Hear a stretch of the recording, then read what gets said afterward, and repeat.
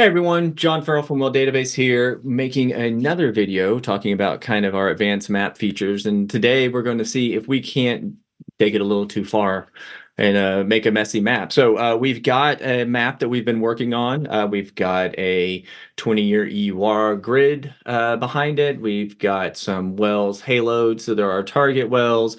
We've got wells search here. So what we're going to add to this now is see if we can't layer in a heat map, something interesting. Let's see what we can do.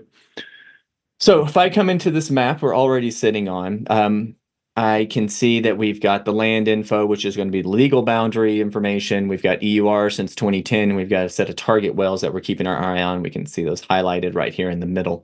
What we were thinking about doing is kind of just demonstrating where we get the 20-year EUR half months in place. And that's kind of a statistic that some financial folks like to look at to try to understand when you recover half of those, the EUR. And so if I come in, and the first thing is to remember that this is a data layer we're going to create. And so the first thing we need to do is to go ahead and put the proper filters. So we've got wells since 2010. What I'm going to do is go ahead and make this a little bit newer, maybe 2019 or so, in the last 5 years here. I'm going to go ahead and create my search. Now, again, I'll be able to change this once I make my data layer, but for the purposes of making this data layer, I'm looking for newer wells and kind of understanding what their production looks like as opposed to the overall 20-year EUR map that I have. So again, I've got my filter set. I go to my well layer, I open that up and convert it to a data layer. Okay, I'm going to call this 20-year EUR half months. I'm going to turn off the interactive. I'm going to leave the opacity down a little bit, but from the visualization side, I'm going to pick a heat map. And then I will say 20-year EUR oil half months. And then from a radius, these numbers don't particularly correlate to anything, so I pick a 20 and we will tweak it as need be. But I'll go ahead and hit load.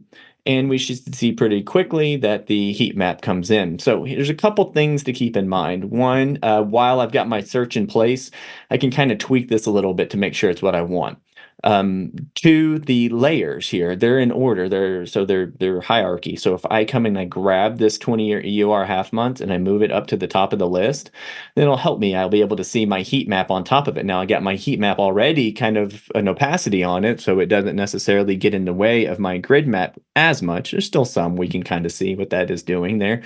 And then now I can come back to my filters. I can put my first production date back to 2010 for my main set of wells. And so this is going to allow me to get a full view of all the wells, see kind of the half months hotspots for the last 5 years here, along with some target wells that I was keeping an eye on. And then last but not least, my EUR grid behind. So question is, did we make it too messy?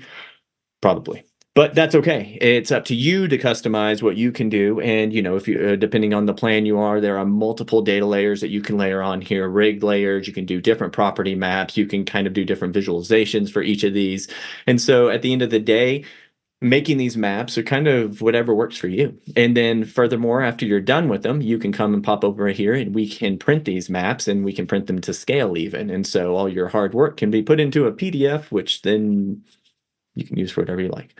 So that's it for this. And if you have any questions or need any help, by all means, reach out to us, welldatabase.com. And thanks for watching.